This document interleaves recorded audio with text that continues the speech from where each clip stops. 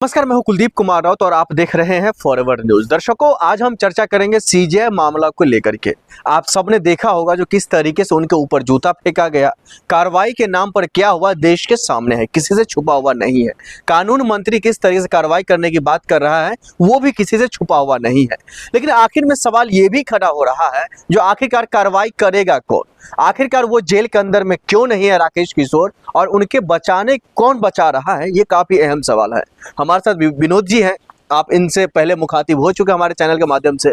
Sir, आपका बहुत बहुत स्वागत है फॉरएवर न्यूज चैनल पर। सवाल अभी भी कई सारे बरकरार है, लेकिन उसमें से एक सवाल ये भी निकल करके आ रहा है, जो आखिरकार बचा कौन रहा है राकेश किशोर को, और जेल क्यों नहीं हो रही है उनको आखिरकार दिल्ली पुलिस गिरफ्तार क्यों नहीं कर रही है?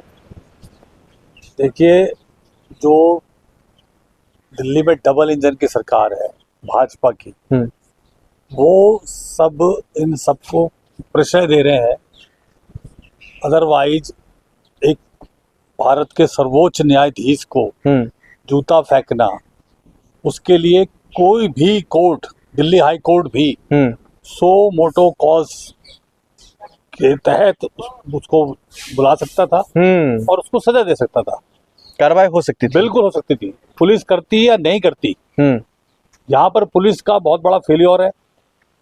पुलिस जो है न्याय व्यवस्था के सर्वोच्च पद पर बैठे व्यक्ति के एफआईआर होने के बावजूद कुछ एक्शन नहीं ले रही है, तो आप समझ सकते हैं कि जो आम आदमी है उसका क्या हो रहा होगा इस दिल्ली के अंदर, इस देश के अंदर। लेकिन सवाल तो ये भी है ना, जो वो लगातार कह रहे सनातन का अपमान हम नहीं सहेंगे, तो इसका मतलब यह है जो अगर वो सनातन के वाकई में रक्षक है इसीलिए वो बचा हुआ है, यही माना जा सकता है क्या? नहीं सर, देखिए ये सब ढोंग है। सनातन को जो मानते हैं वो सहिष्णु और करुणा और सद्भावना की भावना रखते हैं, दूसरे धर्म के प्रति भी और अपने आलोचक के प्रति भी। हाँ बिल्कुल।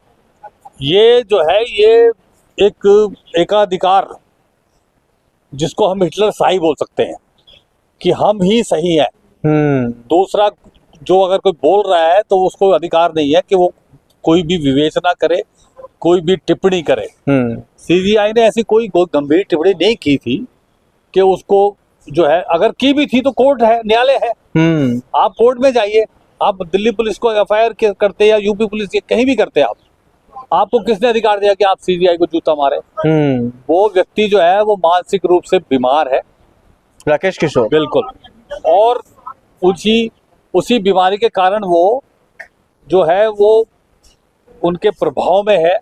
जो लोग देश को बांटना चाहते हैं, देश में माहौल खराब करना चाहते हैं, वो देश को जो है हमेशा एक मुद्दे से दूसरे मुद्दे को ढकने का काम करते हैं। नहीं, इन जैसे गंभीर मामलों को लेकर चाहे कानून मंत्री हो या फिर प्रदेश के जो है बड़े अधिकारी, पुलिस के बड़े अधिकारी हो, वो लोग चुप्पी क्यों साधे हुए?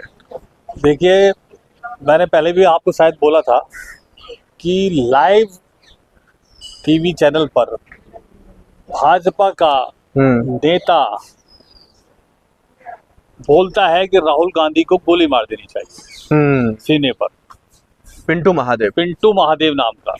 उसके बारे में आज तक कोई एक्शन नहीं हुआ, ना ही पार्टी ने कोई भी एक्शन लिया।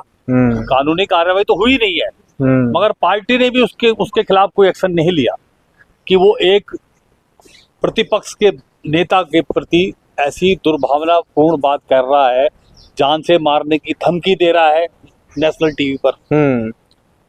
क्योंकि उसकी चर्चा पूरे देश में हो गई थी और उससे माहौल बिगड़ रहा था, चुनाव बिहार में होने थे, तो इन्होंने सीजीआई को जूता फिकवा दिया ताकि लोग, दलित और बहुसंख्यक या बहुजन लोग जो है वो उस गोली मारने वाली बात से हट करके सीजीआई के जूते पर ही विमर्श करते हैं।